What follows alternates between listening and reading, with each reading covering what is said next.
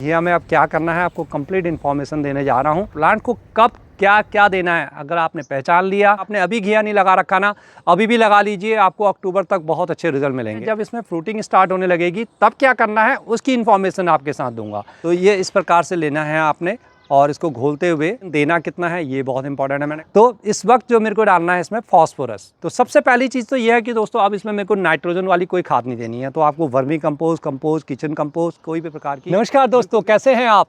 I hope कि आप भी मेरी तरह ऐसे ही गार्डनिंग में लगे होंगे। तो दोस्तों आज मैं आपके साथ जो शेयर करने जा रहा हूँ वो है घिया के बारे में।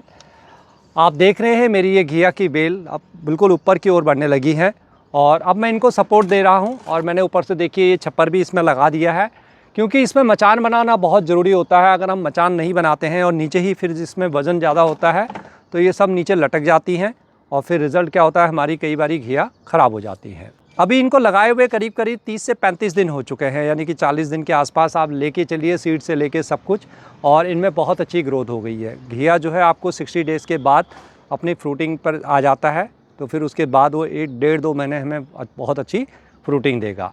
तो बस अब हमें तैयार रहना है। अभी इसमें कहीं पे कोई फ्लावरिंग नहीं हो रही मेरी, कहीं पे कोई ना मेल फ्लावर, कोई फीमेल फ्लावर नहीं आ रहा। मैंने 2G 3G कुछ भी नहीं की हुई है।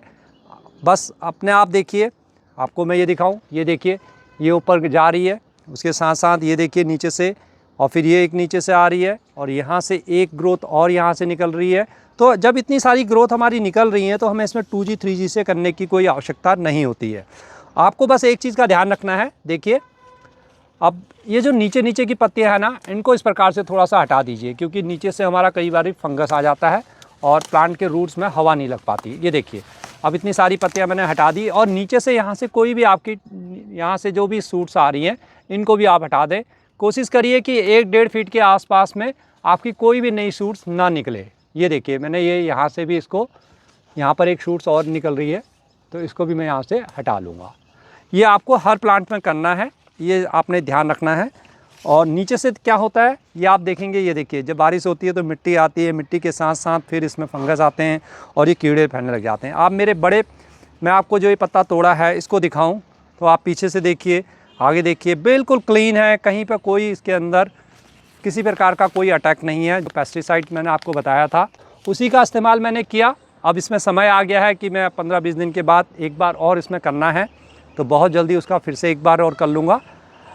तो दोस्तों आगे बढ़ने से पहले मैं हरीश जोशी आपका स्वागत करता हूं अपने रूफटॉप ऑर्गेनिक गार्डन में, और वीडियो अच्छी लगे तो ज़रूर लाइक करना। इसमें घिया में अब क्या करना है आपको कंप्लीट इन्फॉर्मेशन देने जा रहा हूं।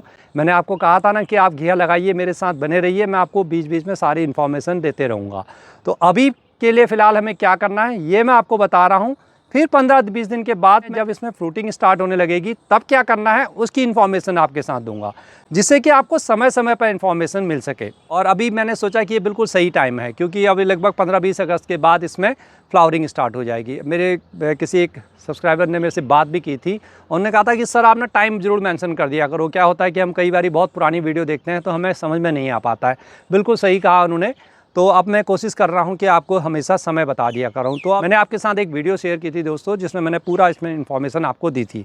अगर आपने नहीं देखी हो तो मैं आपको नीचे लिंक दे दूंगा डिस्क्रिप्शन में, उस वीडियो को जरूर देखना। अगर अभी घिया नहीं लगा रखा ना, अभी भी लगा लीजिए, आपको अक्टूबर तक बहुत अच्छे रिजल्ट मिलेंगे। ऐसा नहीं है कि अभी आपका सीज़न निकल गया है।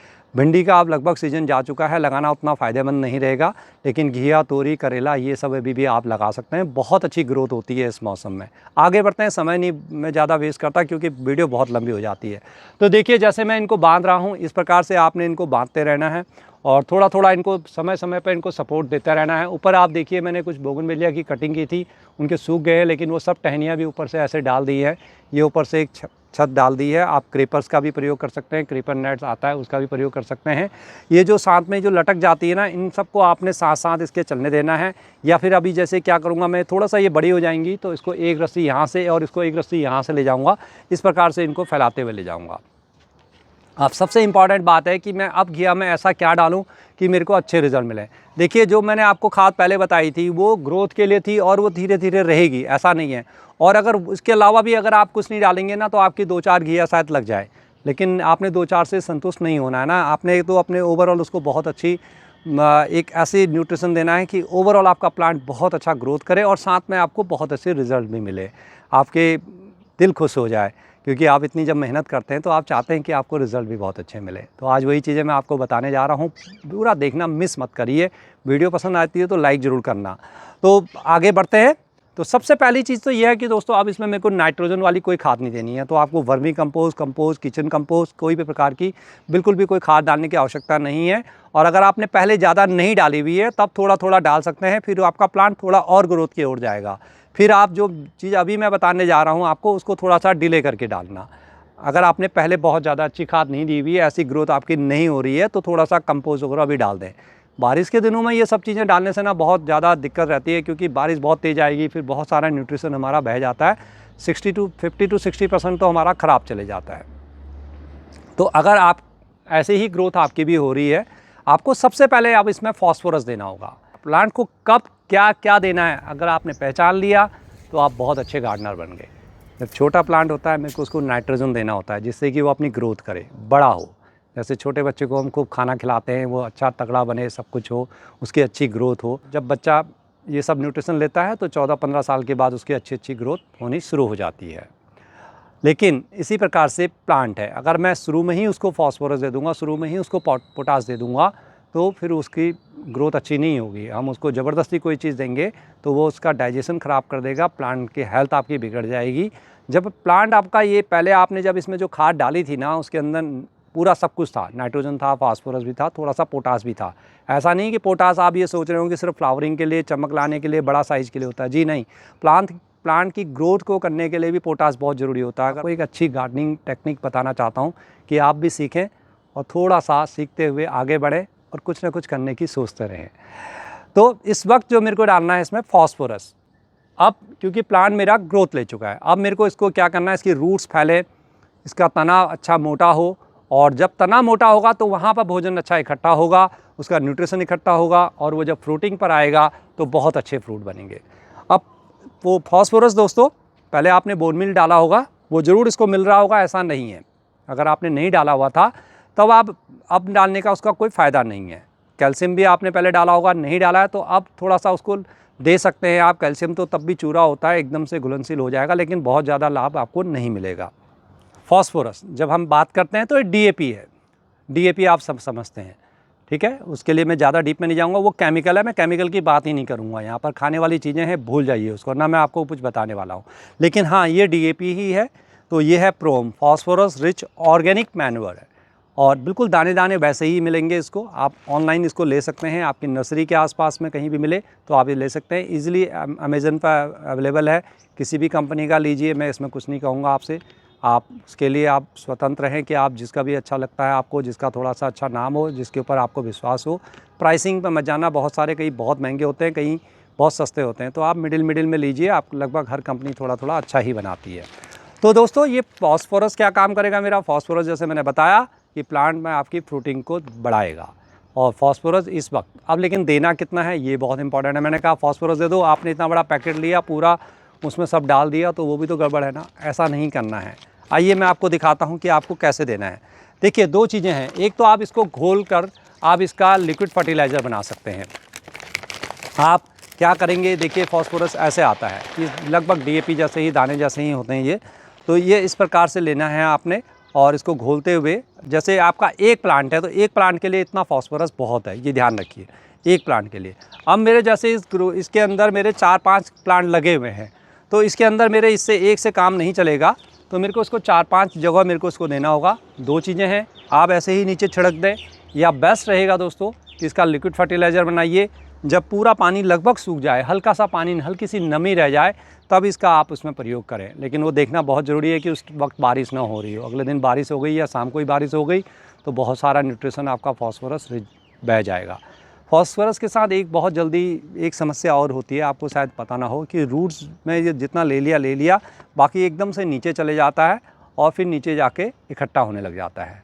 तो रूट्स अगर मेरी वहाँ नहीं पहुँची ना, तो ये फास्फोरस का कोई फ़ायदा नहीं होता। इसलिए मैंने आपको बताया कि इसको आपने लिक्विड फर्टिलाइज़र में देना है। मैं हमेशा इसको लिक्विड फर्टिलाइज़र में ही देता हूँ। बस क्या करूँगा मैं, अब देखिए आज मौसम मेरे को लग रहा है कि बारिश वाला है, तो अभी नहीं, 2-3 दिन बाद जब मैं इसको भिगा के रख लूँगा, 24 घंटे भी भिगा लेंगे ना, ख़राब नहीं होने वाला। फॉस्फोरस ऐसा नहीं है कि ख़राब हो गया। 6-7 दिन तक नहीं भिगाना है इसको, मेरे को कुछ नहीं करना है, बस उसको घुलनशील अवस्था में लाना है और अच्छी तरह से हाथ से बाद में मैश कर लेना है। छान लीजिए और छान कर स्प्रे करिए, अपने पूरे प्लांट पर स्प्रे कर दें तो आपको बहुत बेस्ट रिजल्ट मिलेंगे। आप देखेंगे कि आपकी प्लांट की ग्रोथ बढ़ गई है। और थोड़ा सा अगर पानी बच भी जाता है तो अब आप नीचे उसकी रूट्स पे भी डाल सकते हैं। इसके साथ साथ दोस्तों, अगर आपके पास पोटास है, ऑर्गेनिक पोटास है, तो आप वो ज़रूर डाल दे दीजिए। देखिए मैं अच्छी कंपनियों का मंगाता हूँ पोटास। ये मेरे पास पोटास है, ये देखिए ऑर्गेनिक पोटास है, आता है इतना ही। इसको भी मिला लीजिए, दोनों को मिला लीजिए। दोनों को मिलाते हुए अपने प्लांट में डाल दें, या एक हफ्ते इसको डाल दीजिए, एक हफ्ते आप पोटास डाल दीजिए। और फिर रिपीट कब करना है, इसको रिपीट करना है आपने 15 दिन के बाद। और 15 दिन के बाद आप देखेंगे धीरे धीरे इसके अंदर बहुत अच्छा आपको रिज़ल्ट मिलने स्टार्ट हो जाएंगे। आप देखेंगे कि फ्लावर्स आने लगे हैं, फीमेल फ्लावर आएंगे। मेल फ्लावर तो आएंगे ही आएंगे, साथ में जो सबसे बड़ी समस्या होती है फीमेल फ्लावर नहीं बन पाते हैं, वो आएंगे। ये तो हो गई दोस्तों ऑर्गेनिक चीज़ें ये देने की। अब एक चीज़ और है जिसका हम हर गार्डनर उसका इस्तेमाल करता है, आप बिल्कुल करते हैं, सभी करते हैं। ये है देखिए, ये मैंने भिगो रखी है सरसों खली। ये आज मेरे को देनी थी लेकिन मौसम ऐसा लग रहा है कि शायद मैं ना दे पाऊँ इसको, तो कोई बात नहीं है। ये अब 3 से 4 दिन हो गए मेरे भिगाए हुए, आज शायद चौथा दिन है।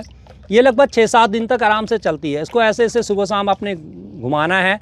ये मैंने लगभग 300 से 400 ग्राम ले रखी है। अब इसको मैं कम से कम 12-14 गुना पानी इसका बनाऊँगा और अपने सारे प्लांट्स के रूट्स में मैं डाल देता हूँ। इसके अंदर NPK सब कुछ है, नाइट्रोजन भी है, फास्फोरस भी है और साथ में पोटास भी है। तो ये ओवरऑल उसके लिए बहुत अच्छा काम करता है। तो अब यहाँ पर आपने थोड़ा सा नाइट्रोजन डाल दिया, थोड़ा सा प्लांट को फास्फोरस भी मिल गया, साथ में आपने फास्फोरस वो भी डाल दिया।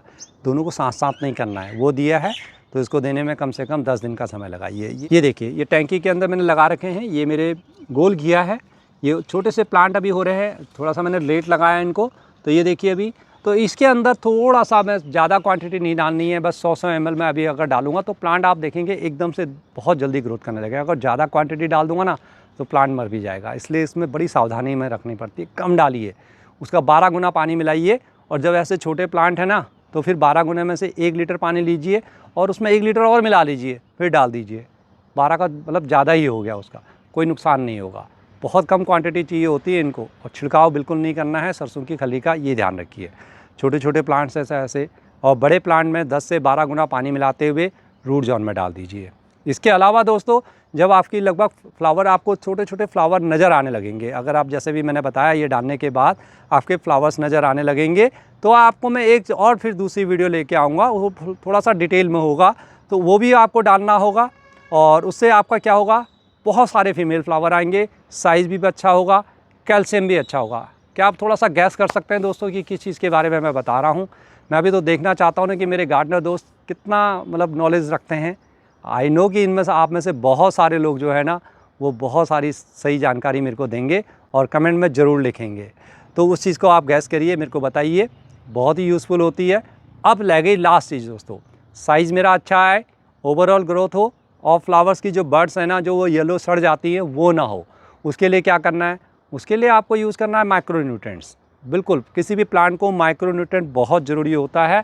तो मैं हर चीज़ में अपना ये माइक्रोन्यूट्रिएंट का इस्तेमाल करता हूँ। आप सागरिका ले सकते हैं, बहुत सारी कंपनियों के बहुत सारी चीज़ें आ सकती हैं, लेकिन मेरे को माई वाटिका वाले के प्रोडक्ट का बहुत अच्छे लगते हैं। माइक्रोन्यूट्रिएंट ज़रूर लीजिए और हर 15 दिन में या 1 महीने में इसका स्प्रे ज़रूर करिए। ये सी शक्ति है, सीवीड्स का ही है। जैसे ये दानेदार में भी आता है, दाने वाले हैं आपके पास तो उसको नीचे डाल दीजिए। अगर है ना तो आपको कुछ और ख़रीदने की आवश्यकता नहीं है, ये ध्यान रखना। फिर आप कहेंगे सर ये है मेरे पास, मैं ये ले लूँ, ऐसा नहीं है। मन में कोई डाउट मत रखिए, जो आपके पास है दे दीजिए, बस ज़्यादा नहीं, बहुत थोड़ा सा क्वांटिटी उसको डाल दीजिए। फिर देखिए आपको कैसे रिज़ल्ट नहीं मिलते हैं। लेकिन कंटेनर आपका बड़ा होना चाहिए, ये ध्यान रखिए, तभी उसमें अच्छे रिज़ल्ट मिलेंगे। बहुत जल्दी जब इसमें फ्लावरिंग हो जाएगी तो मैं दूसरी वीडियो भी आपके साथ घिया के लेके आऊँगा, और समय समय पर ऐसे बताते रहता हूँ ना, तो आपके लिए भी बहुत बढ़िया है। तो फिर मिलते हैं किसी और दूसरी वीडियो में दोस्तों, तब तक के लिए नमस्कार। आई होप कि आपने वीडियो को लाइक कर दिया होगा। रुकिए ज़रा, लाइक करते हुए जाइए, और तभी तो मुझे अच्छा लगेगा।